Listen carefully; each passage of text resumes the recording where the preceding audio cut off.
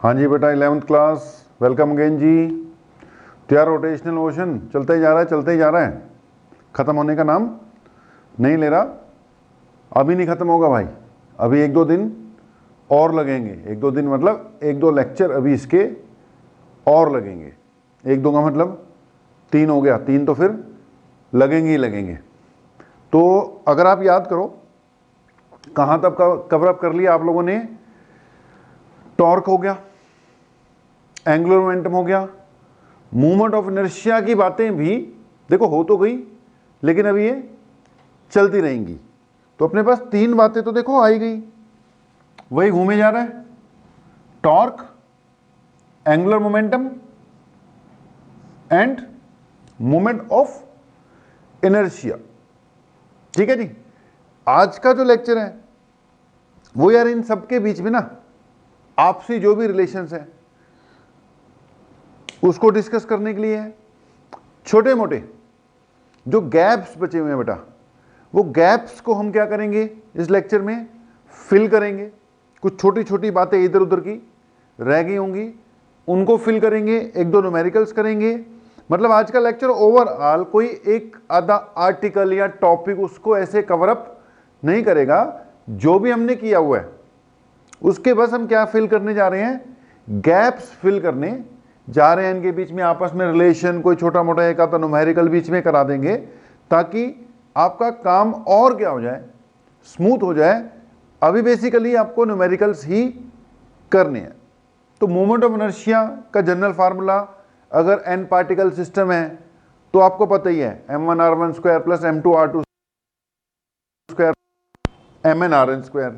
या फिर अगर पर्टिकुलर शेप्स हैं बेटा, जैसे स्फेरिकल, सिलेंड्रिकल, रॉड एक्सेट्रा, उनके मोमेंट ऑफ इनर्शिया आपको क्या होने चाहिए, याद होने चाहिए। थ्योरम ऑफ पैरेलल एक्सिस है, परपेंडिकुलर एक्सिस है। अच्छा, नॉर्मली जब हमारी क्लासेस लगती है ना इंस्टीट्यूट में, बिल्कुल लाइव क्लास आमने सामने, उसमें जब मोमेंट ऑफ इनर्शिया के फार्मूलाज बताए जाते हैं ना, तो उसमें रूल ये होता है कि जब मैं फार्मूले बताता हूं तो उसके बाद एकदम उसको मिटाकर पूछे जाते हैं कि भाई तू बता इसका मोमेंट ऑफ इनर्शिया क्या है, तू बता इसका मोमेंट ऑफ इनर्शिया क्या है।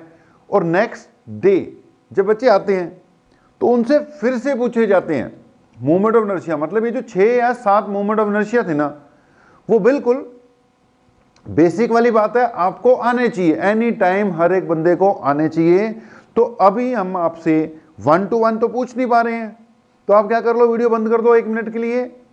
और जितने भी केसेस थे ना, 7 डिफरेंट केसेस थे आपके पास, ring, disk, hollow cylinder, solid cylinder, hollow sphere, solid sphere और एक रॉड थी आपके पास। तो वीडियो को बंद करके भाई सबके नाम लिख लो और सबके सामने उनका मोमेंट ऑफ इनर्शिया लिख लो, और उसके बाद अपनी लिस्ट में जाके चेक कर लो कि मोमेंट ऑफ इनर्शिया सेम आए हैं कि नहीं आए हैं। अगर याद है तो सब कुछ ओके, आप आगे बढ़ सकते हो। अगर मोमेंट ऑफ इनर्शिया अभी भी गलत हो रहे हैं तो आगे बढ़ने का कोई फायदा नहीं है। उसके अलावा theorem of parallel axis, perpendicular axis लगाकर हमने एक्सिस चेंज करने के बाद मोमेंट ऑफ इनर्शिया में कैसे चेंज होता है वो भी देखा था, वो भी आपको याद होना चाहिए। जैसे मान लो एक डिस्क है, डिस्क का कल हमने आईडी निकाला था, आईडी मतलब moment of inertia along the diameter. अब वो भी डायरेक्ट याद होना चाहिए। जितने यार डायरेक्ट याद होंगे उतना ही आपको आगे आसानी होगी। तो एक मोमेंट ऑफ इनर्शिया के जितने भी बेटा एक्सप्रेशंस है, फार्मूले हैं, अभी तो 7 ही है यार, ये फर्स्ट इंस्टेंस में याद करने होते हैं। उसके अलावा ये और भी कई आएंगे, जैसे जैसे न्यूमेरिकल आते रहेंगे और भी कई आते रहेंगे, आपको वो भी याद करने पड़ेंगे। ठीक है जी। अब आज की शुरुआत में मैंने बोला छोटे छोटे पॉइंट्स, जिसमें सबसे पहले नंबर पर एक टॉपिक अभी रह गया छोटा सा, मूवमेंट ऑफ इनर्शिया से related, that is radius of gyration. तो पहला टॉपिक तो यही लिख लो, रेडियस ऑफ गायरेशन। बेटा टॉर्क Li तो है ही है, आज सबसे पहले नंबर पे लिखो। अब इसका भी यूज होगा, रेडियस ऑफ गायरेशन। अब इसकी 2 डेफिनेशन दी होती हैं बुक्स में। हम काम की बात पे आएंगे सीधा कि रेडियस ऑफ गायरेशन है क्या चीज, इसकी कैसे यूज होता है। तो रेडियस ऑफ गायरेशन के लिए पहले मान लो हमारे पास ये कोई भी एक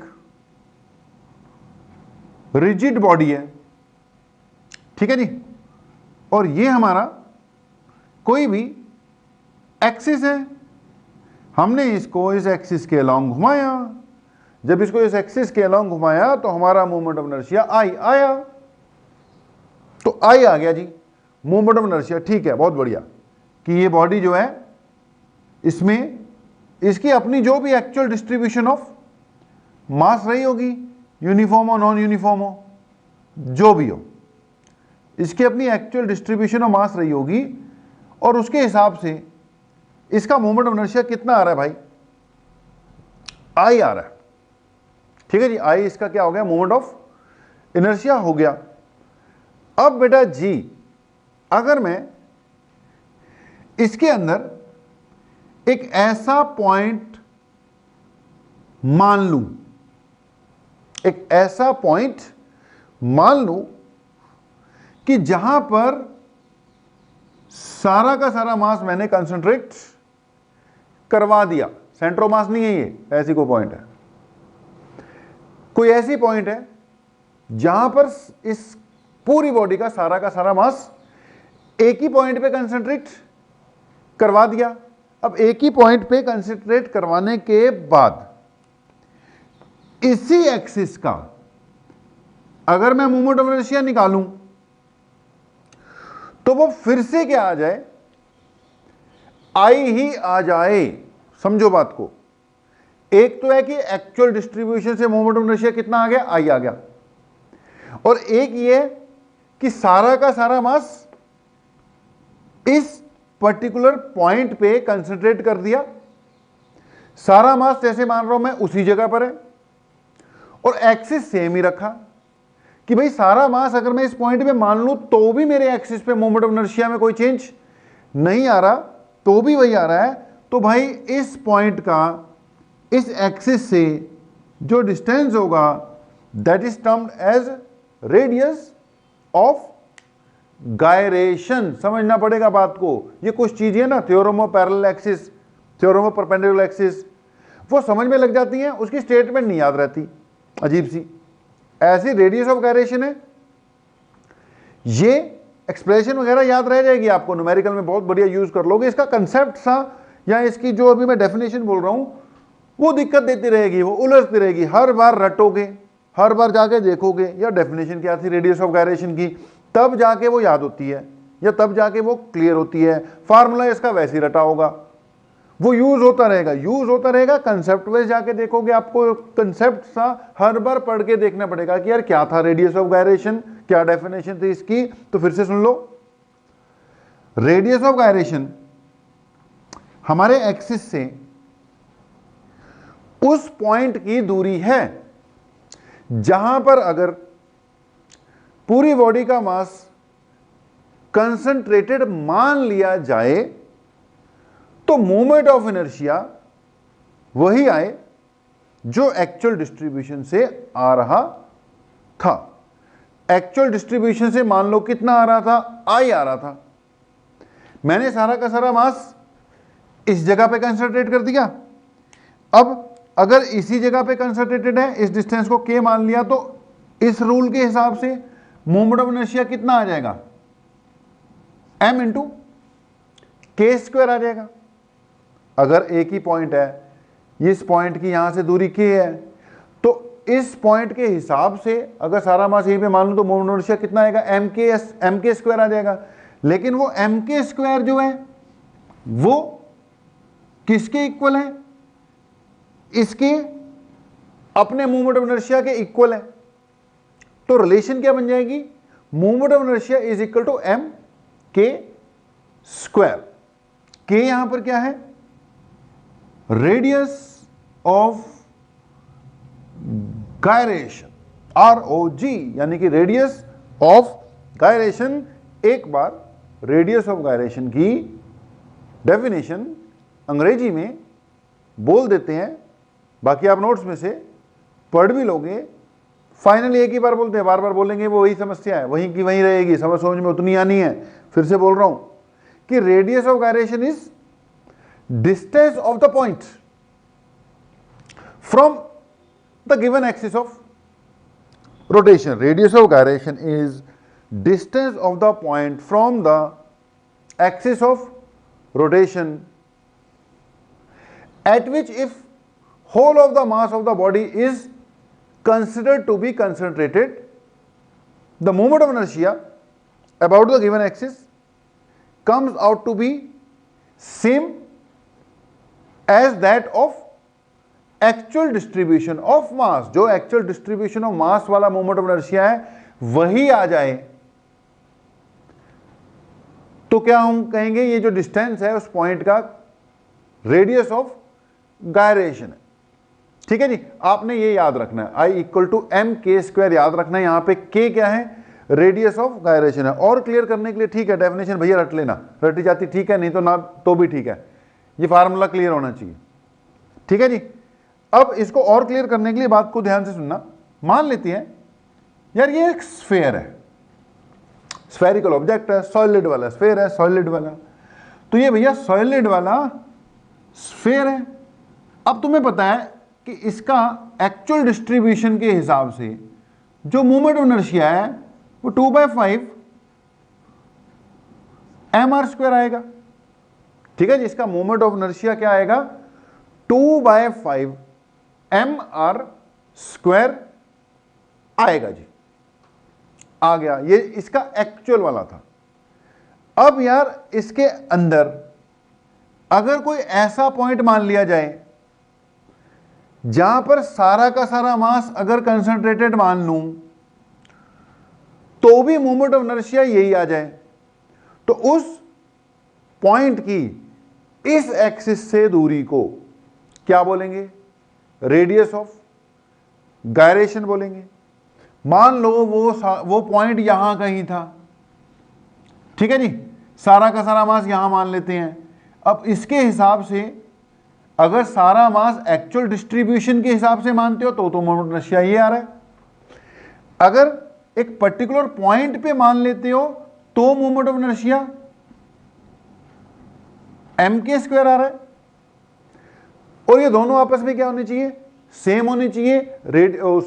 उस पर्टिकुलर पॉइंट के हिसाब से मोमेंट ऑफ इनर्शिया mk² है, एक्चुअल डिस्ट्रीब्यूशन से 2/5 mr² है, दोनों सेम आने चाहिए। तो इस पॉइंट की इस एक्सिस से दूरी क्या मान ली जाएगी, रेडियस ऑफ गायरेशन। यानी कि अगर मैं दोनों को अब इक्वेट करता हूं, क्योंकि ये भी आई है मेरे भाई, mk² इक्वल टू क्या आ जाएगा, 2/5 mr²। यहां से m से m क्या हो जाएगा, कैंसिल हो जाएगा, k² आ गया 2/5 r², यानी कि k कितना आ गया, √2/5 इंटू r। अब ये क्या हुआ, ये radius of gyration of a solid sphere है। इसकी r के साथ रिलेशन है कि अगर किसी सॉलिड स्फेयर का रेडियस r है तो उसका रेडियस ऑफ गायरेशन कितना है, √2/5 r है। यानी इस डिस्टेंस पे अगर मैं एक पॉइंट मान लूं एक्सिस से, तो वहां पर मोमेंट ऑफ इनर्शिया वही आ जाएगा जो एक्चुअल डिस्ट्रीब्यूशन से आना था। तो भाई रेडियस ऑफ गायरेशन पता होना चाहिए, कभी रेडियस ऑफ गायरेशन भी दिया होता है क्वेश्चन में। अब किसी भी शेप का, जैसे मैंने बोला आपने 6-7 शेप तो कर ही ली, अब किसी भी शेप का अगर रेडियस ऑफ गायरेशन कैलकुलेट करना तो कुछ नहीं है, I इक्वल टू क्या लगा दो, mk² लगा दो। आपने जो लिस्ट बना रखी है ना, उस लिस्ट में सबसे पहले आपने सीरियल नंबर डाल रखा है, दूसरे नंबर पे ऑब्जेक्ट का नाम है कि सिलेंडर स्फेयर है क्या है, तीसरे नंबर पे उसकी फोटो बनी हुई है, अगले पे उसके मोमेंट ऑफ इनर्शियाज लिखे हुए हैं, और भैया उसी के साथ एक कॉलम और बनाकर हर एक का क्या लिख लो, रेडियस ऑफ गायरेशन भी नोट कर लो। सबका निकल जाएगा, सबका रेडियस ऑफ गायरेशन निकल जाएगा। जनरल क्या यूज कर लो, I equal to m into K into square, k equal to √I/m कर लो। ठीक है जी, k² इक्वल टू I/m हो गया, I equal to m² k² equal to I/m, k equal to √I divided by m कर लो। I put किया करोगे, m cut जाया करेगा, जो भी बचेगा वो क्या हो जाएगा, रेडियस ऑफ गायरेशन। भाई अगर रेडियस ऑफ गायरेशन भी सबके याद हो जाए ना, तो फिर वही बात, सोने पे सुहागा हो जाएगा। अगर आपने मोमेंट ऑफ इनर्शिया याद कर लिए बहुत बढ़िया बात, अगर आपने साथ में सबके रेडियस ऑफ गायरेशन भी कर लिए तो बहुत बहुत बढ़िया बात, काम आएंगी, सारी चीजें काम आएंगी। मैंने बोला आज का लेक्चर तो वैसे ही क्या फिलर्स हैं, फिलर्स, बीच बीच में जहां जहां गैप्स रह गए ना उनको कवर अप करना है, तो एक रेडियस ऑफ गायरेशन क्लियर होना चाहिए, ठीक है जी। अब radius of gyration I equal to M के स्क्वायर याद कर लो। इसके बाद अगली बात जो हम कर रहे हैं, टॉर्क और एल के बीच में हमें रिलेशन पता है, torque equal to DL by dt, जैसे F equal to dp by dt होता है वैसे torque equal to dl by dt होता है। अब ऐसे यार हो सकता है इनके बीच में भी कोई रिलेशन हो सकता है इनके बीच में भी कोई रिलेशन हो, तो एक दो रिलेशंस जो रह गई होंगी उनको भी बेटा जी कवर अप करने की कोशिश करते हैं जरा, ठीक है। छोटी मोटी बातें पर बड़े बड़े काम आएंगी, ठीक है। बातें छोटी छोटी, काम ये छोटी छोटी बातें बहुत करवा देंगी आपका। तो डेरिवेशन कुछ नहीं, सीधा डायरेक्ट फार्मूला ही दे रहे हैं मेरे भाई। क्या आपको पता है F equal to M A होता है। आपको यह भी पता होगा कि momentum is equal to mass into velocity होता है। अब मैंने बता रखा है, अगर कभी भी कोई फार्मूला बनाना हो तो आप रटने की जरूरत नहीं है, पुराने वाले फार्मूले याद कर लो जो कि वैसे ही आपके ब्लड में आ चुके हैं। जो पुराने वाले फार्मूले हैं वो तो आपके ब्लड में आ चुके हैं ना। F equal to M A भुलाए भी नहीं भूलेगा भाई, को थप्पड़ मार के भी भुलाएगा ना कि भूल, F equal to M A को भूल जा, नहीं भूल पाओगे। P equal to M into V, linear momentum equal to mass into velocity, नहीं भूल पाओगे भैया, कभी जिंदगी में नहीं भूल पाओगे। ये सब फार्मूले आपके खून में दौड़ रहे हैं, आपकी रगों में दौड़ने लग गए।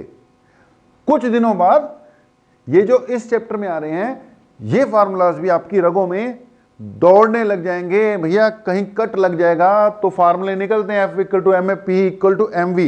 ये नहीं भूल सकते तुम लोग, ABC नहीं भूल सकते, ये फार्मूलेज भी साइंस वाले बच्चे नहीं भूल सकते, आगे भी जो आएंगे वो भी नहीं भूल पाओगे। तो आपने जब नए फार्मूले अभी नहीं, चलो आपकी रगों में नहीं आए हैं, तो पुराना फार्मूला याद करो, F equal to M A. अब F equal to M A से अपने बन जाएगा, इस चैप्टर में फोर्स का रोल कौन प्ले कर रहा है, टॉर्क। मास का रोल प्ले करने कौन आ गया है, I। और एक्सेलरेशन की बजाय क्या आ गया आपके पास, अल्फा। तो F की जगह टॉर्क इक्वल टू बेटा I इंटू अल्फा। ये आपके लिए नई रिलेशन है भाई, torque is equal to I into alpha, बहुत काम आएगा। F equal to M A जैसे कॉमन सी बात है, वैसे torque equal to I into alpha भी एक बहुत ही कॉमन सी बात है। P equal to M V, P की जगह क्या आ जाएगा, L आ जाएगा, M की जगह I आ जाएगा, ओमेगा आ जाएगा। तो भाई जो पहले फार्मूले पढ़े आपने एंगुलर मोमेंटम के वो तो है ही है, चलो R क्रॉस P वो तो है ही है, लेकिन एक ये भी है I इंटू ओमेगा भी एंगुलर मोमेंटम का फार्मूला है, इसकी एक्सप्रेशन है, बहुत काम आने वाली है। तो torque is equal to I alpha, L is equal to I into omega. मतलब एंगुलर मोमेंटम जो है एक तो डिपेंड करता है उसमें कितना एंगुलर मोमेंटम है, एक तो डिपेंड करता है कि ऑब्जेक्ट का मोमेंट ऑफ इनर्शिया कितना है। अच्छा, मोमेंट ऑफ इनर्शिया आगे मास पे भी डिपेंड करता है, और एक्सिस से वो जो डिस्ट्रीब्यूशन ऑफ मासेस हैं उनके एक्सिस से डिस्टेंस पे भी डिपेंड करता है। तो जिन फैक्टर पे आई डिपेंड करता है, एल तो उन फैक्टर पे करेगा ही करेगा। तो L is equal to I omega याद रखो, torque is equal to I alpha याद रखो। ये दो नई एक्सप्रेशन आ गई आपके सामने, ठीक है जी। अब ये तो आ ही गया, याद कर लेना, धीरे धीरे और भी याद हो ही जाएंगी ये। अब बेटा अगली बात, जो अभी तक की मेन बात, सबसे इंपॉर्टेंट बात, मतलब अब तक के लेक्चर की सबसे इंपॉर्टेंट बात, हेडिंग डाल लेना, law of conservation of angular momentum. जैसे हमने याद किया हुआ है law of conservation of linear momentum. वैसे ही बेटा जी अपना अगला टॉपिक है law of conservation of angular momentum. एक नई बात, रेडियस ऑफ गायरेशन। दूसरा, ये दो फार्मूले जोड़ दिए हमने, उसके बाद एक बार हो जाए एंगुलर मोमेंटम वाला, कंजर्वेशन वाला, सारे के सारे फार्मूलाज की बेटा एक ही जगह पे क्या बनाऊंगा, लिस्ट बनाऊंगा। सारे जितने भी हो गए सबकी एक ही जगह पे क्या बना देंगे हम, लिस्ट बनाएंगे। ये बार बार रिवाइज करना जरूरी होता है। फिलहाल मैंने क्या बोला, हमने बोला law of conservation of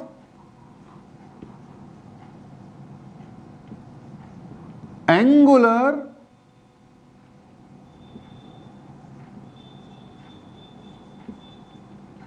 momentum. Law of conservation of angular momentum जी। यार बेटा जैसे law of conservation of linear momentum होता है और आपने उसका इंपॉर्टेंस देखा होगा, चाहे वर्क पावर एनर्जी वाला चैप्टर हो, चाहे वो फोर्स वाला चैप्टर तो जिसमें law of conservation of momentum पढ़ा है, हर जगह यूज हो रहा था, हर जगह। और कुछ नहीं, क्या करो यार, लॉ ऑफ कंजर्वेशन ऑफ क्या लगा दो, लीनियर मोमेंटम लगा दो। अच्छा यूनिवर्सल लॉ है, यूनिवर्सल लॉ मतलब हर जगह उसने लगना ही लगना है यार।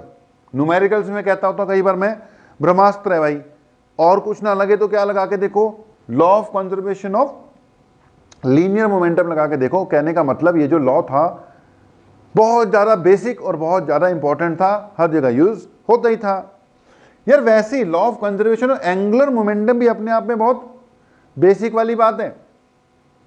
ओके, अब law of conservation linear momentum की अगर आप स्टेटमेंट याद करो तो आप कहते थे कि in an isolated system, isolated system मतलब अगर एक्सटर्नल फोर्स क्या हो, जीरो हो, है ना, यही बोलते थे ना कि इन एन आइसोलेटेड सिस्टम, यानी अगर एक्सटर्नल फोर्स क्या हो, जीरो हो, तो चेंज इन मोमेंटम जीरो होगा, यानी momentum of the system remains conserved. P equal to mv था, मास चेंज हो गया तो वेलोसिटी चेंज हो जाएगी, वेलोसिटी चेंज हो जाएगी तो मास चेंज हो जाएगा। लेकिन अगर बाहर से कोई फोर्स नहीं लग रहा तो net momentum of the system remains conserved linear momentum. तो सिस्टम की बात करनी पड़ती थी, अब यहां पर भी सिस्टम की बात तो करनी पड़ेगी ही। अब क्योंकि कंजर्वेशन ऑफ एंगुलर मोमेंटम की बात हो रही है, यहां रोटेट कर रहा होगा, यहां पे क्या कर रहा था, मूव कर रहा होगा, क्योंकि वेलोसिटी नहीं होगी तो मोमेंटम कहां से होगा। वहां पे बेटा ऑब्जेक्ट के पास लीनियर वेलोसिटी होती थी, यहां पर एंगुलर वेलोसिटी जरूरी है। एंगुलर वेलोसिटी होगी तभी उसके पास एंगुलर मोमेंटम आएगा ना। एंगुलर मोमेंटम क्या है, आई ओमेगा है भाई। एंगुलर वेलोसिटी होगी तभी एंगुलर मोमेंटम कुछ ना कुछ आएगा।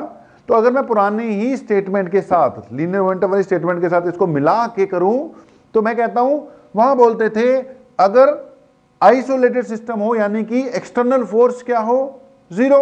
यहां बोलूंगा मेरे भाई अगर कोई एक्सटर्नल टॉर्क नहीं लगती, फोर्स का रोल किसने प्ले करना है, टॉर्क ने प्ले करना है ना, तो यहां पर भी हम आइसोलेटेड सिस्टम वर्ड यूज कर देंगे। लेकिन यहां पर आइसोलेटेड सिस्टम का मतलब क्या होगा, एक्सटर्नल टॉर्क इज जीरो। तो यहां पर स्टेटमेंट बनती है कि if external torque on a system is zero, ठीक है, सिस्टम कैसा, रोटेशनल मोशन उसका होना चाहिए, या रोटेशनल मोशन तो हो ही रहा होगा। तो मैंने बोला if no external torque acts on a system, then its angular momentum should remain conserved। यानी एंगुलर मोमेंटम क्या रहना चाहिए, कांस्टेंट रहना चाहिए। अगर कोई एक्सटर्नल टॉर्क नहीं लग रही तो angular momentum should remain conserved. Simple सी बात। इसका मतलब I omega should remain conserved, यानी आई ओमेगा कांस्टेंट होना चाहिए। अब इसका मतलब ये नहीं है कि आई चेंज नहीं हो सकता, भैया आई चेंज हो सकता है, ओमेगा को भी चेंज होना पड़ेगा, दोनों का प्रोडक्ट चेंज नहीं होना चाहिए अगर एक्सटर्नल टॉर्क नहीं अप्लाई हो रही है तो। अब इसका भी काफी यूज होगा, यानी I1 omega 1 equal to I2 omega 2 लगा लो, I1 omega 1 equal to I2 omega 2, यानी अगर मोमेंट ऑफ इनर्शिया चेंज हो गया है बिना एक्सटर्नल टॉर्क लगाए हुए, मोमेंट ऑफ इनर्शिया क्या हो गया, चेंज हो गया, तो भाई एंगुलर वेलोसिटी भी क्या हो जाएगी, चेंज हो जाएगी। अगर ये बढ़ गया तो इसको घटना पड़ेगा ताकि प्रोडक्ट वही रहे, अगर ये घट गया आई तो ओमेगा को बढ़ना पड़ेगा ताकि एंगुलर वेलोसिटी, ताकि एंगुलर मोमेंटम क्या रहे, सेम रहे। चलो बात को ज्यादा खींचते नहीं है, खत्म करते हैं। Law of conservation momentum, angular momentum की स्टेटमेंट आपको बोल दी, एक बार फिर से बोल देता हूं कि if there is no external torque acting on a system the angular momentum of the system remains conserved. उसका रिजल्ट आई ओमेगा कंजर्व्ड, यानी आई ओमेगा कांस्टेंट, यानी I1 omega 1 equal to I2 omega 2 use करना है। याद कर लो, numericals में कई concept में बहुत ज्यादा यूज होगा। अब अगली बात, तो यार इसके ना एग्जांपल्स भी कई तरह के होते हैं, आते रहते हैं, उस पे बेस्ड न्यूमेरिकल्स भी आते रहते हैं। आगे थोड़ा सा उन चीजों को डिस्कस करते हैं। अब law of conservation of angular momentum में पॉइंट ये है कि यार आई चेंज होगा तो ओमेगा को चेंज होना ही पड़ेगा। एक बड़ा कॉमन सा एग्जांपल है आपको यार प्लैनेटरी मोशन से रिलेटेड, ठीक है, प्लैनेटरी मोशन से रिलेटेड एक एग्जांपल है, कई हैं एग्जांपल, कई हैं, आप अपने नोट्स में पढ़ना, दे रखे होंगे 2 4 5 जितने भी होते हैं, डिस्कस करते हैं। एक यार थोड़ा सा ये जो प्लैनेटरी मोशन है ना, अभी लास्ट टाइम हम वो केपलर सेकंड लॉ भी बता रहे थे आपको, डीए बाय dt कांस्टेंट रहना चाहिए, है ना। याद करो एक टॉपिक आया था geometrical meaning of angular momentum, वहां पे हमने बोला था जब प्लैनेट्स जो हैं, एक एग्जांपल भी दिया कि प्लैनेट्स जब घूमते हैं तो उनकी एरियल वेलोसिटी क्या रहती है, कांस्टेंट रहती है, ठीक है। वहां हमने देखा था डीए बाय dt, याद आ गया कि नहीं आया, L बाय 2m बनाया था। हमने एक टॉपिक किया था geometrical meaning of angular momentum, वो हो गया था। उसमें हमने बोला था कि अगर एक्सटर्नल टॉर्क नहीं लगती है तो डीए बाई dt क्या होगा, कांस्टेंट रहेगा। फिर उसको प्लैनेटरी मोशन के साथ, Kepler's second law of planetary motion के साथ रिलेट किया था। ओके, रिवाइज करो, अपनी कॉपी खोलो, पलटो पेज। अब उसमें पॉइंट ये था कि यार मान लो ये कोई भी प्लैनेट है, अर्थ है मान लो। अब आपको पता है प्लैनेट्स जो हैं सन के आसपास, ये सन है, क्या करते हैं, इलिप्टिकल ऑर्बिट में घूमते हैं, ठीक है। कैसा ऑर्बिट होता है इनका, इलिप्टिकल है, सन एक एंड पे होता है, ठीक है। ये भी बताया था कि इलिप्स होता है, इलिप्स के 2 फोकस होते हैं भैया, जैसे सर्कल का सेंटर होता है वैसे ये इलिप्स होता है, इलिप्स के 2 फोकस होते हैं, एक इधर होता है, एक इधर होता है। सन एक फोकस भी होता है और पृथ्वी उसके आसपास कुछ ऐसे घूमती रहती है। तो ये सन की पोजीशन है मेरे भाई, और ये अर्थ की पोजीशन है, ये अर्थ है, ये इसके आसपास घूम रही है। ये आप चेक कर सकते हो कि अर्थ की दूरी सन से कम ज्यादा होती रहती है। यहां पर अगर मैं इस पोजीशन को मान लूं, डिस्टेंस इसका r1 है, तो यहां पे इस पोजीशन पे जब अर्थ पहुंचेगी तो अब डिस्टेंस क्या हो चुका होगा, चेंज हो चुका होगा। अब डिस्टेंस मान लो चेंज होगा तो उससे क्या चेंज होगा, जब बेटा ये रोटेट कर रही है तो एक्सिस तो किसको मानूंगा मैं, सन को मानूंगा। जब इसके आसपास अर्थ रोटेट कर रही है तो एक्सिस किसको मानेंगे, सन के आसपास है ना, तो एक्सिस किसको माना, सन को ही मानना पड़ेगा। अब यहां से जब ये घूमते घूमते घूमते घूमते यहां तक पहुंची अर्थ, तो आर चेंज हो गया, अब अगर अर्थ रोटेट कर रही है, रोटेट नहीं रिवॉल्व सन के आसपास, ये इसका क्या है, एक्सिस है, तो बेटा जी इसका कुछ ना कुछ मूवमेंट ऑफ इनर्शिया भी आएगा।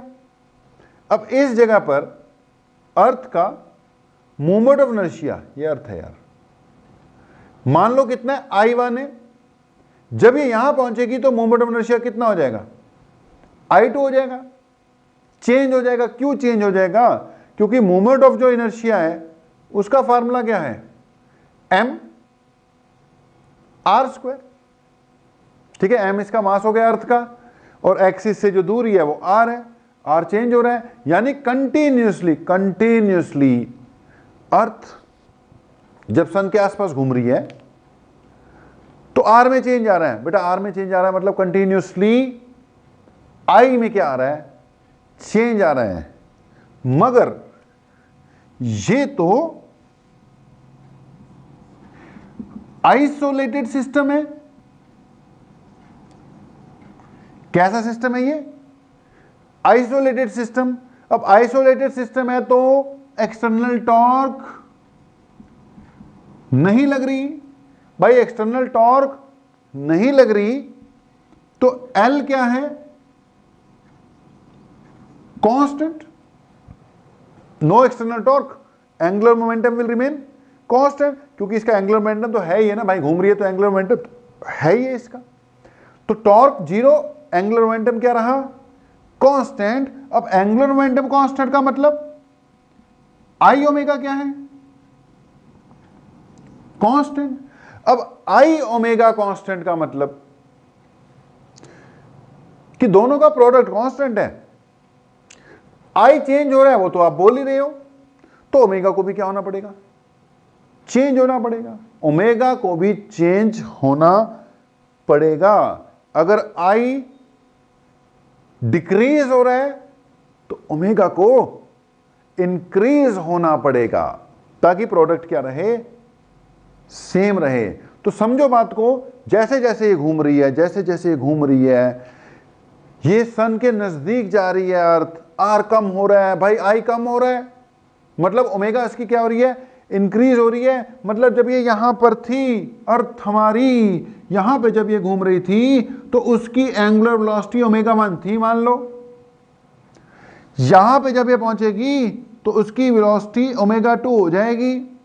अब यहां पे तो अर्थ बड़े आराम आराम से चल रही है मजे में, वो जैसे जैसे सन के आसपास जाएगी ना भाई, तेज हो जाएगी, वो टेंशन हो जाएगी इसको कि सेम इंटरवल ऑफ टाइम में सेम एरिया कवर करना है। इसका भी पंगा है, पहले ये बात कर दें, उसके साथ भी क्या करेंगे, रिलेट कर देंगे। तो यहां पे तो आराम से आराम से आराम से, उसके बाद जैसे जैसे पास जाएगी तेज होना शुरू हो जाती है, ज्यादा रोटेशन की स्पीड हो जाएगी।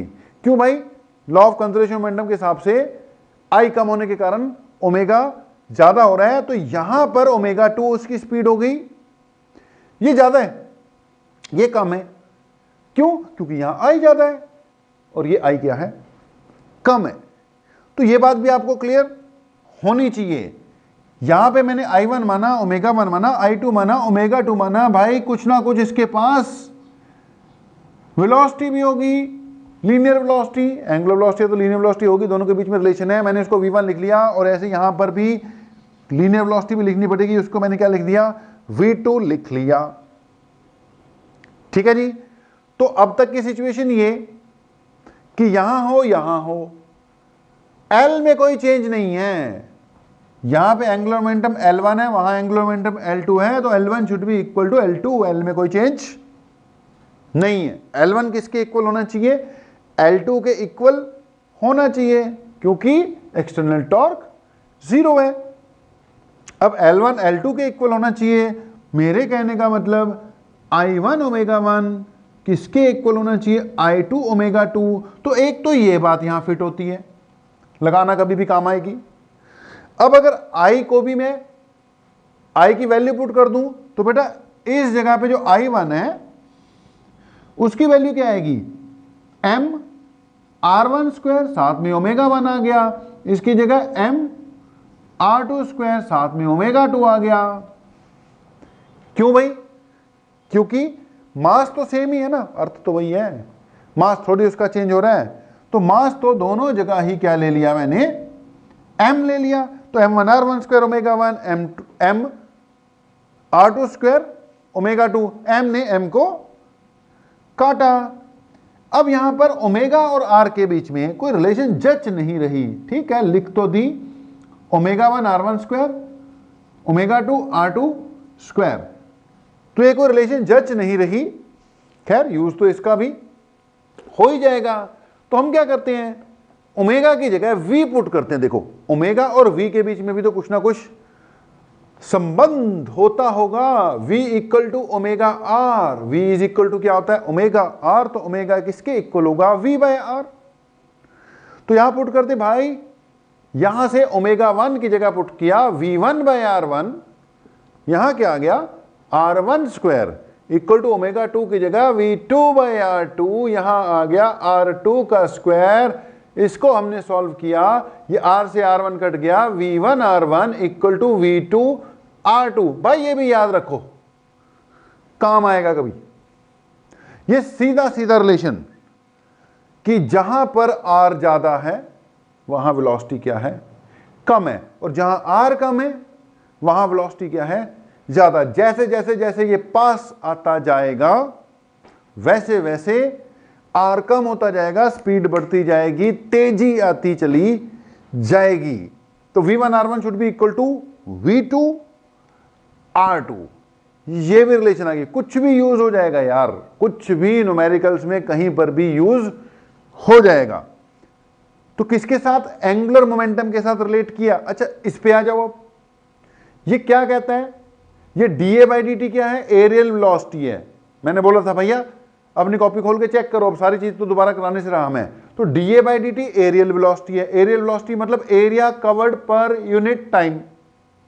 ये हमने बोला हुआ है Kepler second law of motion में कि जब प्लैनेट्स घूमते हैं ना, Kepler second law of planetary motion सुनना, बताया था मैंने अभी कुछ दिन पहले, एक दो दिन पहले, कि जब ये प्लैनेट्स घूमते हैं सन के आसपास, जैसे अर्थ घूम रही है सन के आसपास, तो इनका जो line joining the sun and planet है ना, ये कुछ एरिया कवर करती है।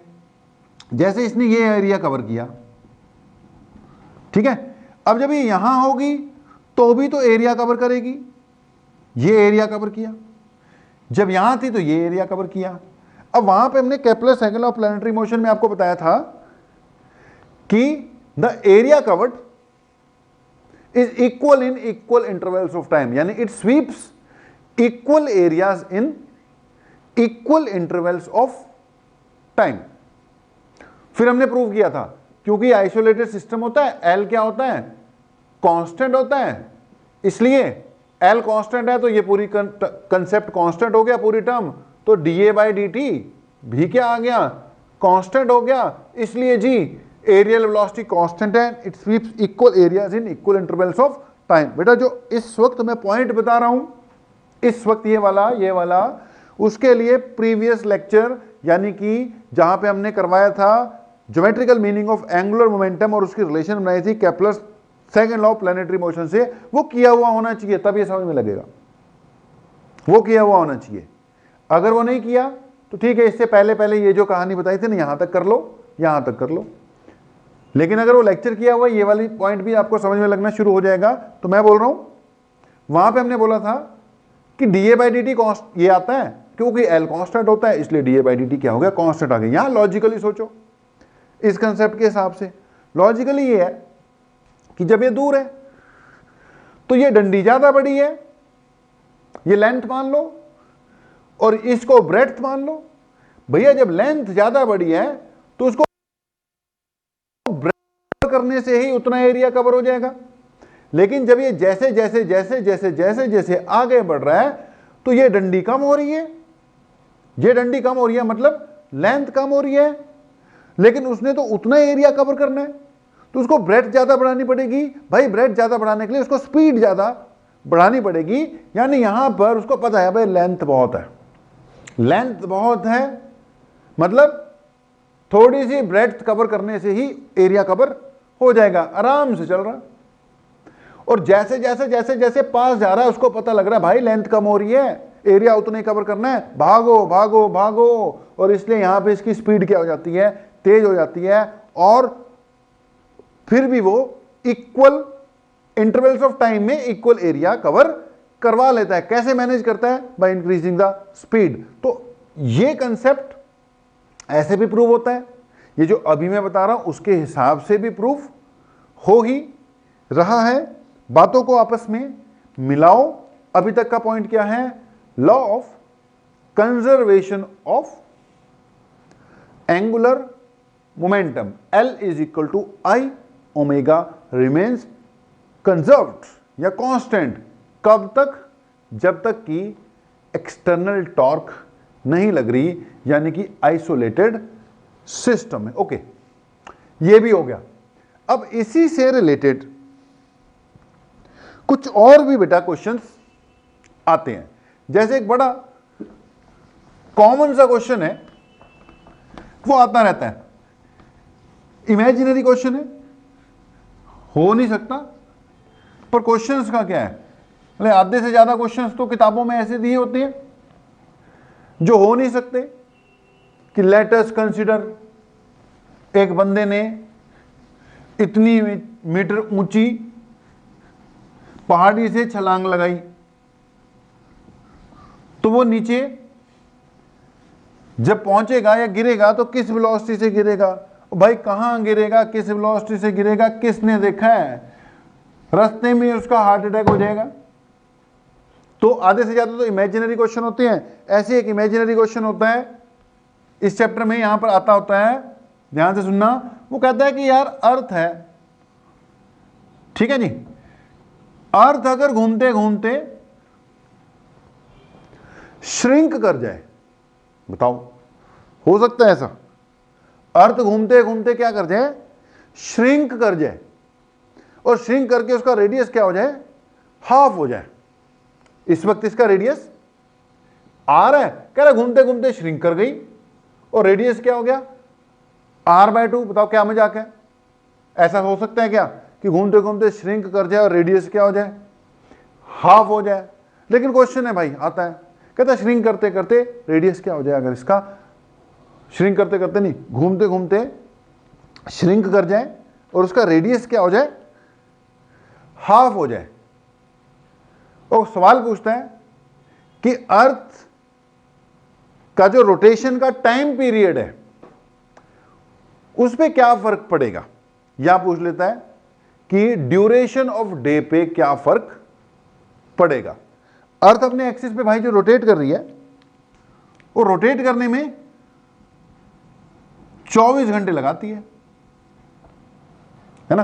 अर्थ की रोटेशन का जो टाइम है that is 24 our.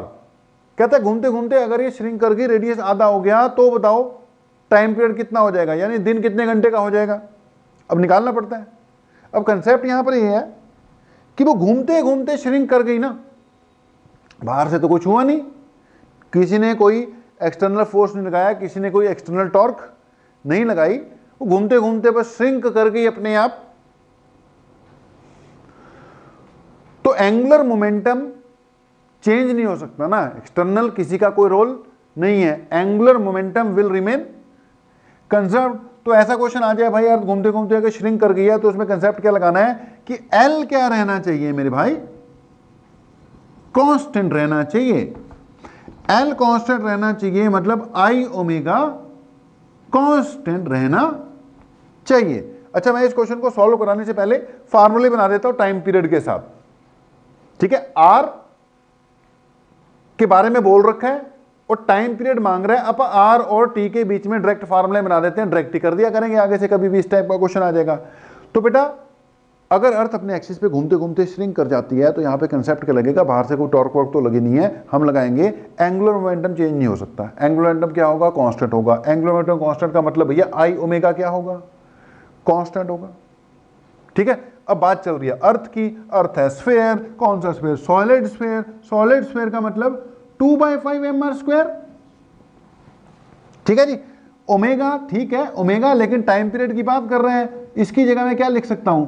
2 pi by time period. देखो omega equal to 2 pi by time period होता है, पता होना चाहिए सबको अब तक तो, omega is equal to 2 pi divided by time period पता होना चाहिए।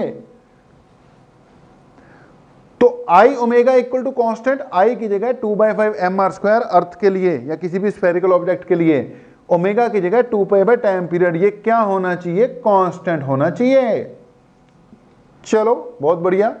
अब ध्यान से सुनना, ये हुआ 4/5 अलग करके लिख दिया, पाई भी अलग करके लिख दिया, 2 2 जा 4 पाई डिवाइडेड बाय 5, ये क्या हो गया? mr² के नीचे t इक्वल टू क्या होना चाहिए? कांस्टेंट। ठीक है जी। अब बेटा 4 कांस्टेंट है, 5 कांस्टेंट है, पाई कांस्टेंट है, m भी कांस्टेंट है, क्योंकि अर्थ श्रिंक करी है ना, टूट के थोड़ी कहीं गिर गई, श्रिंक कर गई, डेंसिटी बढ़ गई होगी, मास उसका उतना ही रहेगा। यार ये 4 5 पाई m सब कांस्टेंट है, इसको उधर भेजेगा तो भी क्या होगा? कांस्टेंट ही रहेगा। तो यहां से मैंने लिखा r²/t इक्वल टू कांस्टेंट। भैया कांस्टेंट के साथ ये कांस्टेंट चीजें मिल जाएंगी तो भी क्या रहेगा? कांस्टेंट ही रहेगा। नया कांस्टेंट आ गया, सी डैश लगा दिया मैंने। यहां से मैं क्या कह रहा हूं? यहां से मैं ये कह रहा हूं कि अगर मैं t को उधर ले जाऊं, t is equal to, t को उधर ले गया तो ठीक है, इसको ऐसे रहने दो, c को इधर ले आओ, r² equal to T C dash, r² equal to T C dash लिख दिया। यहां से t equal to r² by C dash लिख दिया। c तो कांस्टेंट के यार, t डायरेक्टली प्रोपोर्शनल टू क्या है? r का स्क्वायर है। छोटी सी बात, लेकिन कहां से निकाली ये याद रख लो, आगे से डायरेक्ट याद रख लेना, आगे से डायरेक्ट ही याद रख लेना कि इस क्वेश्चन में क्या फंडा लगाना है? t directly proportional to r² लगाना है। मतलब अगर रेडियस आधा हो गया तो टाइम पीरियड क्या हो जाएगा? रेडियस हाफ हो गया तो हाफ का स्क्वायर करना पड़ेगा, टाइम पीरियड t/4 हो जाएगा। क्यों यार? डायरेक्ट यहां से डायरेक्ट फार्मूला बना दिया इस क्वेश्चन के, इस टाइप के क्वेश्चन के लिए डायरेक्ट फार्मूला ही बना दिया। कर आगे क्या आ गया? ये t प्रोपोर्शनल टू r² आ गया। डायरेक्ट याद रखना कि भैया t directly proportional to r²। अब इसके हिसाब से क्या लिख सकता हूं मैं? t2/t1 इक्वल टू r2/r1 का होल स्क्वायर।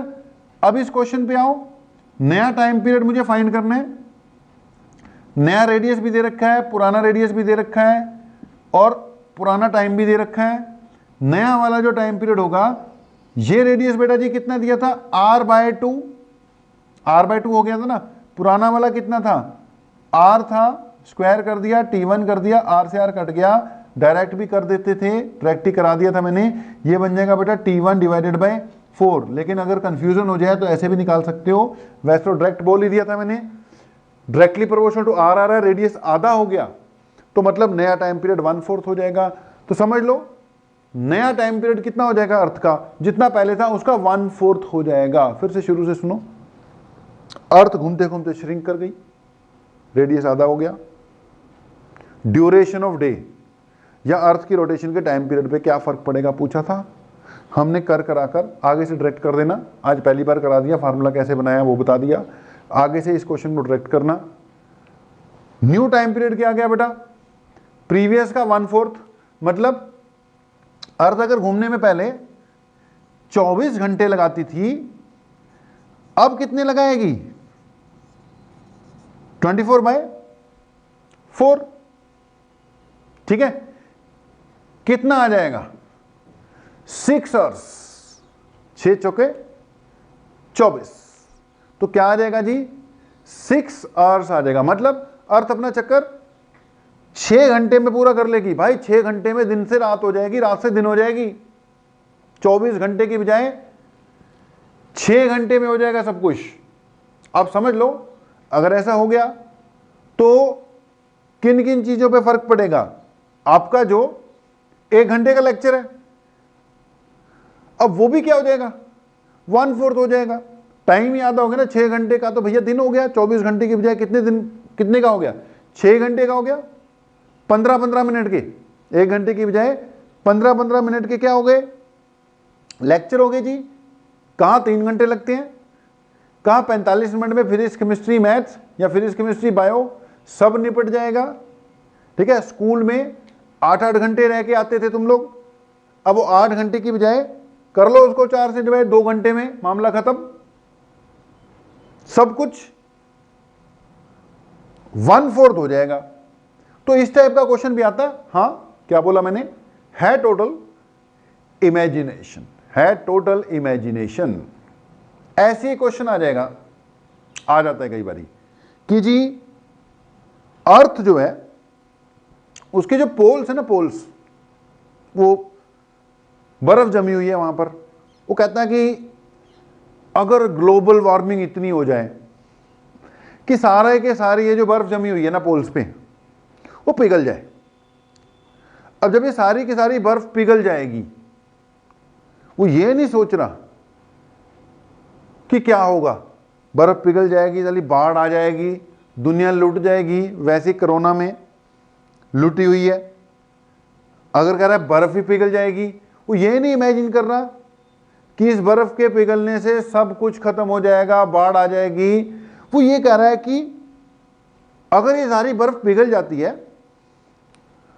तो ड्यूरेशन ऑफ डे पे क्या फर्क पड़ेगा। देख, सोचने वाले की सोच देख, उसको और कुछ नहीं सूझ रहा, मतलब क्या इमेजिन कर रहे हैं कि अगर सारी की सारी बर्फ पिघल जाए तो कोई टेंशन नहीं, मतलब लोग मरते हैं, मरे, कोई टेंशन नहीं। सवाल वो पूछ रहे हैं कि अगर सारी की सारी बर्फ पिघल जाती है तो ड्यूरेशन ऑफ डे पे क्या फर्क पड़ेगा। अब स्वा फर्क पड़ेगा, ड्यूरेशन ऑफ डे चेक करने वाला रहेगा कौन, वही रहेगा मुझे लगता है जो पूछ रहा है। चलो हम अपनी फिजिक्स लगाते हैं, इस पे सवाल का जवाब तो देने पड़ेगा ना। तो यार अगर ये बर्फ सारी पिघल जाती है तो ये पोल्स से किस तरफ की ओर मूव करेगी, इक्वेटर की तरफ। ठीक है, बर्फ पिघल के इक्वेटर की तरफ जाएगी, यानी जो मास है, मास वो एक्सिस से दूर जाएगा इक्वेटर की तरफ। एक्सिस ये है ना इसके घूमने का। अब आप सोचो कि जितना मास एक्सिस के पास होगा उतना मोमेंट ऑफ इनर्शिया कम होगा, क्योंकि मोमेंट ऑफ इनर्शिया में m साथ में r है। ठीक है, अगर मैं छोटे छोटे छोटे पार्टिकल्स की बात करूं तो m1 r1 square plus m2 r2 square, वो सारे के सारे r। अगर मास एक्सिस से दूर है तो r की वैल्यू ज्यादा है, अगर मास एक्सिस के पास है तो r की वैल्यू कम है। तो पहले ये जो मास था बर्फ का वो कहां पर था, एक्सिस के पास था। ओवरऑल जो मोमेंट ऑफ इनर्शिया था कम था भाई अर्थ का रोटेट करने का। अगर घूमते घूमते बाहर से थोड़ी किसी ने टॉर्क लगाई, बाहर से थोड़ी किसी ने फोर्स लगाया, घूमते घूमते कह रहा बर्फ पिघल गई, बर्फ पिघल गई, तो किधर को बढ़ी, इक्वेटर की ओर। अब इक्वेटर की ओर बढ़ी तो मास जो है आपका वो किधर जा रहा है, वो दूर जा रहा है। मास दूर जा रहा है एक्सिस से, मतलब आई इंक्रीज हो रहा है। तो अगर ऐसा होगा तो आई क्या होगा, इंक्रीज होगा। आई इंक्रीज होगा तो ओमेगा क्या होगा, डिक्रीज होगा। आई इंक्रीज हुआ, ओमेगा डिक्रीज होगा। अब आपको पता है ओमेगा 2 बाय टाइम पीरियड होता है। अगर ओमेगा डिक्रीज होगा यानी रोटेशन की स्पीड डिक्रीज हुई, तो भैया टाइम को क्या होना पड़ेगा, इंक्रीज होना पड़ेगा ना। टाइम पीरियड को क्या होना पड़ेगा, इंक्रीज होना पड़ेगा। भैया मूवमेंट ऑफ इनर्शिया बढ़ गया, स्पीड कम हो गई, स्पीड कम होगी तो जाहिर है टाइम तो ज्यादा लगेगा ना। तो duration of day will increase. पिछली बार क्या हुआ था, श्रिंक कर गई थी, श्रिंक करके सारा का सारा मास एक्सिस के पास आ गया।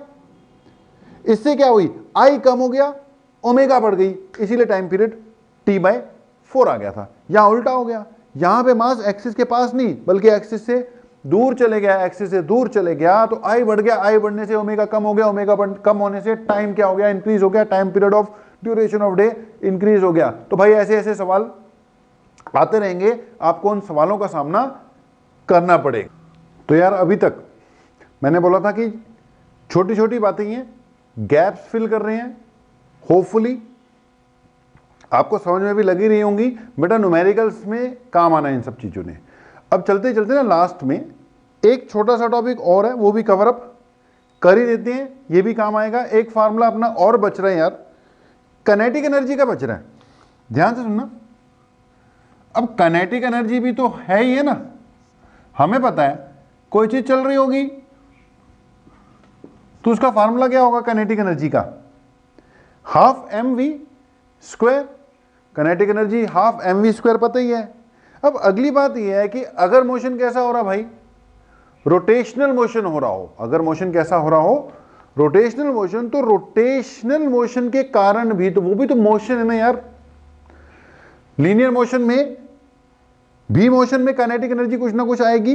अब रोटेशनल मोशन भी तो मोशन ही है, तो कुछ ना कुछ काइनेटिक एनर्जी तो इसके पास भी होगी। अब बेटा इस काइनेटिक एनर्जी को जो रोटेशन के कारण आती है हम कहते हैं रोटेशनल काइनेटिक एनर्जी। कौन सी भाई, रोटेशनल काइनेटिक एनर्जी। अच्छा उसका फार्मूला सिंपल, मैंने बोला है याद ना करो बनाओ, हाफ एम वी स्क्वायर। फिर वही बात, वो थोड़ी भूलेगा आपको, हाफ एम वी स्क्वायर से बना ले भाई, एम की जगह क्या आ जाएगा आई, और वी की जगह क्या आ जाएगा ओमेगा। दैट मीन्स अगर कोई ऑब्जेक्ट रोटेट कर रहा है, रोटेट, तो उसके पास काइनेटिक एनर्जी होती है। कौन सी काइनेटिक एनर्जी मानेंगे हम, रोटेशनल काइनेटिक एनर्जी। उसका फार्मूला क्या यूज करना है, half I omega square, simple, कोई बड़ी बात नहीं है। अच्छा एक पॉइंट, अगर यार कोई ऑब्जेक्ट है, मान लो कुछ भी है, अगर वो आगे की ओर जाना ना, आगे की ओर देख, अगर तो ये पॉइंट ऑब्जेक्ट हो, पॉइंट ऑब्जेक्ट, और वो आगे की ओर मूव कर रहा हो, तो उसको लीनियर मोशन कह देते हैं। लेकिन बेटा पॉइंट ऑब्जेक्ट नहीं, अगर ये ओवरऑल रिजिड बॉडी है, पॉइंट नहीं है, रिजिड बॉडी है, ठीक है, तो जब ये आगे की ओर मूव करेगा ना, मान लो v इसके सेंटर ऑफ मास की क्या है, वेलोसिटी है, तो इसके जितने भी पार्टिकल्स हैं ये सब मूव कर रहे हैं ना आगे की ओर। तो इस टाइप के मोशन को हम फिर लीनियर वर्ड की बजाय ना क्या यूज कर देते हैं, ट्रांसलेशनल मोशन।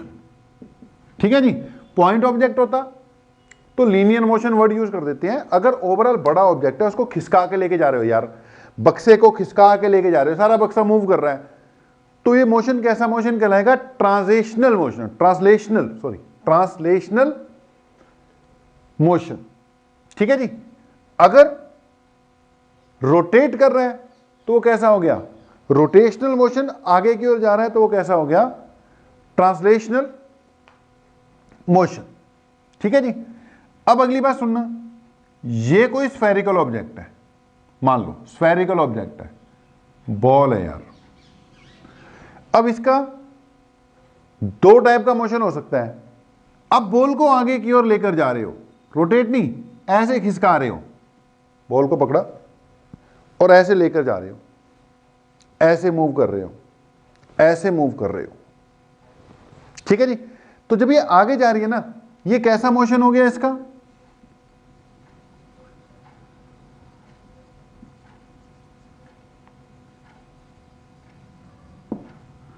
Translational motion.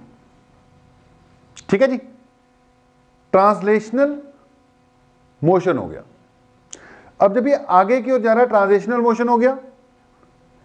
लेकिन अगर ये अपने एक्सिस पे रोटेट करे, यही बॉल अगर अपने एक्सिस पे बेटा रोटेट करती है, तो ये क्या हो गया, रोटेशनल मोशन। एक्सिस पे रोटेट करे तो रोटेशनल मोशन। अब भाई अगर ट्रांसलेशनल मोशन है तो इसके पास कुछ ना कुछ स्पीड होगी, और इसके पास कौन सी काइनेटिक एनर्जी होगी भाई, ट्रांसलेशनल काइनेटिक एनर्जी। ठीक है, ट्रांसलेशनल काइनेटिक एनर्जी का फार्मूला वही अपना हाफ एम वी स्क्वायर होगा। ठीक है जी। अगर रोटेट कर रही है तो इसके पास रोटेशनल काइनेटिक एनर्जी भी होगी। तो रोटेशनल काइनेटिक एनर्जी का formula half I omega square हो जाएगा। ये हो जाएगा हाफ आई ओमेगा का स्क्वायर। तो बेटा इफ मोशन इज ट्रांजिशनल, आगे की ओर जा रहा है, तो हाफ एम वी स्क्वायर। अगर वो रोटेट कर रहा है, ओनली रोटेट, तो उसके पास कौन सी rotational kinetic energy, half I omega square. अब कई बार क्या होता है, दोनों मोशन इकट्ठे आते हैं। रोल करते हुए कोई ऑब्जेक्ट आगे जा रहा है, ये ऑब्जेक्ट है, ये रोल करते हुए आगे जा रहा है। भाई रोल कर रहा है तो इसके बाद दोनों हैं, ट्रांजिशनल भी है, आगे की ओर भी जा रहा है, ठीक है। और ऊपर से रोल कर रहे हैं ना भाई, रोल कर रहा है तो इसके पास कुछ ना कुछ रोटेशनल मोशन भी है, ठीक है। ट्रांजिशनल मोशन भी और रोटेशनल मोशन भी है। तो जी इसके पास दोनों एनर्जीज होंगी यार, हाफ एम वी स्क्वायर तो होगी, प्लस क्या आ जाएगी, हाफ आई ओमेगा स्क्वायर भी आ जाएगी, ठीक है जी। तो एक ये भी चीज जरूरी है, ये भी आपके काम आने वाली है। हाफ एम वी स्क्वायर पता ही था, हाफ ओमेगा स्क्वायर नई बात आ गई। अगर मोशन ओनली ट्रांजिशनल है तो हाफ एम वी स्क्वायर है, ओनली रोटेशनल है तो हाफ आई ओमेगा स्क्वायर है। और अगर रोलिंग हो रही है, रोल करते हुए आगे बढ़ रहा है, तो उसके बाद दोनों चीजें हैं जी, रोटेशनल काइनेटिक एनर्जी भी है, ट्रांजिशनल काइनेटिक एनर्जी भी है। आंसर क्या आएगा, half M V square plus half I omega square. और उस वक्त ये उसी ऑब्जेक्ट की ओमेगा है यार, उसी ऑब्जेक्ट की उसी वक्त की वेलोसिटी है। देखो जब वो रोल करते हुए जा रहा है तो उस वक्त उसकी वेलोसिटी v है और उसी वक्त उसकी एंगुलर वेलोसिटी ओमेगा है। तो इनके बीच में आपस में रिलेशन भी है, v equal to omega R. चाहे आप ओमेगा की जगह v बाय आर पुट कर दो, चाहे v की जगह ओमेगा इंटू आर पुट कर दो, ठीक है जी। तो अभी तक जो भी हुआ था उसके बीच के कुछ गैप्स बच रहे थे, वो आज हमने यार गैप्स फिल करने की कोशिश की। गैप्स फिल करने से आपके जो न्यूमेरिकल्स हैं थोड़ा और बढ़िया तरीके से चल पड़ेंगे, ठीक है जी। तो रोटेशनल मोशन चलते ही जा रहा है, अभी लगेंगे, अभी 2 लेक्चर तो मुझे लगता है कम से कम इसके लग जाएंगे। न्यूमेरिकल्स वगैरह भी अगर करा दिए तो और भी लग सकते हैं। तो यार अभी तक के लिए चलो इतना ही है, इसको कवर अप करो और अपने न्यूमेरिकल्स बढ़ाते रहो, आगे बढ़ाते रहो, और भी अब न्यूमेरिकल्स आपके होने शुरू हो जाएंगे, ठीक है। तो अभी तक के लिए इतना ही है। थैंक यू वेरी मच, आप लोगों का बहुत बहुत धन्यवाद जी।